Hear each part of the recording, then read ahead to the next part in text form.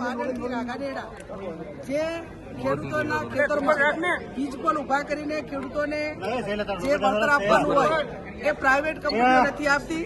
આજે ખેડૂતોને નોટિસો આપીને અહીંયા એમને ખુલાસા માટે કરીને બોલાવ્યા હતા। ખેડૂતોના સમર્થનમાં અમે બધા આવ્યા છીએ।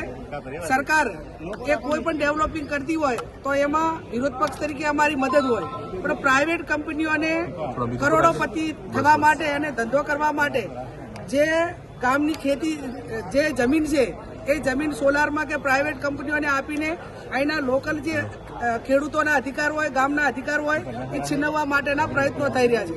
અને એવા સંજોગોમાં ખેડૂતોને જે વળતર આપવાનું હોય એકના એક રાજ્યમાં, એકના એક જિલ્લામાં, એકના એક ગામમાં એ અલગ અલગ રીતે વળતર આપે છે, અને એના કારણે ખેડૂતો વચ્ચે એકાબીજા વચ્ચે મનદુખ ઉભા થાય છે। એટલે અમે સરકાર પાસે રજૂઆત કરી છે કે જે જિલ્લાની અંદર સૌથી વધારે વીજ પોલનું વળતર આપ્યું હોય આજ સુધીમાં કોઈ પણ ખેડૂતને, એ પ્રમાણે તમામ ખેડૂતોને એનું ચૂકવણું કરે। અને જે નોટિસો આપી છે ક્યાંક જાહેરનામા પહેલા નોટિસો આપી દે, ક્યાંક જે વહીવટી રીતે પ્રોસેસ કરવી પડે એ પણ નિયમો પ્રમાણે નથી થઈ। અને પ્રાઇવેટ કંપનીઓ એ સરકારને હપ્તા આપતી હોય તો એમને મુબારક છે, કોઈ એમના લોકોને કામ આપતી હોય તો એમને મુબારક છે, પણ ખેડૂતોના ભોગે નહીં, ખેડૂતોને પૂરેપૂરું વળતર આપે એના માટે કરીને કોંગ્રેસ પાર્ટી, કોંગ્રેસના વિવિધ સંગઠનો સાથે રહીને ખેડૂતો માટે લડશે। બેન, બટાકાના યોગ્ય ભાવ નથી મળ્યા, વિરોધ કરવામાં આવી રહ્યો છે।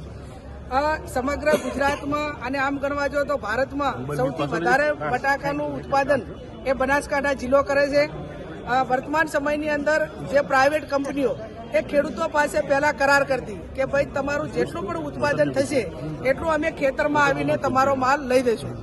આજે એ કંપનીવાળા ફોન કોઈ ઉપાડતા નથી, ખેડૂતોને કોઈ જવાબ આપતા નથી, અને આ બટાકા વસ્તુ એવી છે કે જેનો સંગ્રહ લાંબો ટાઈમ ખેડૂતો કરી શકતા નથી।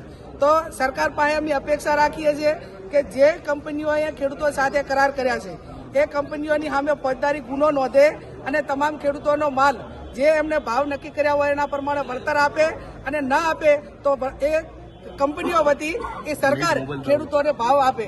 બીજું કે જ્યારે કોઈ પણ કોલ્ડ સ્ટોરેજ બનાવ્યા હોય ત્યારે સરકાર, કેન્દ્ર સરકાર કે રાજ્ય સરકાર સબસિડી આપે છે, અને ખેડૂતોનો માલ એ 25 કે 30% ખેડૂતોનો માલ એની અંદર કોલ્ડ સ્ટોરેજની અંદર લેવાનો હોય છે।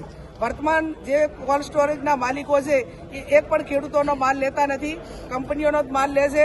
અને જ્યાં સુધી આનું સોલ્યુશન ન થાય ત્યાં સુધી રાજ્ય સરકાર એ બટાકાના ઠેકાના ભાવ જાહેર કરી અને રાજ્ય સરકાર ખરીદી કરી અને ખેડૂતોને પૂરા ભાવ આપે એવી હું સરકાર પાસે અપેક્ષા રાખું છું।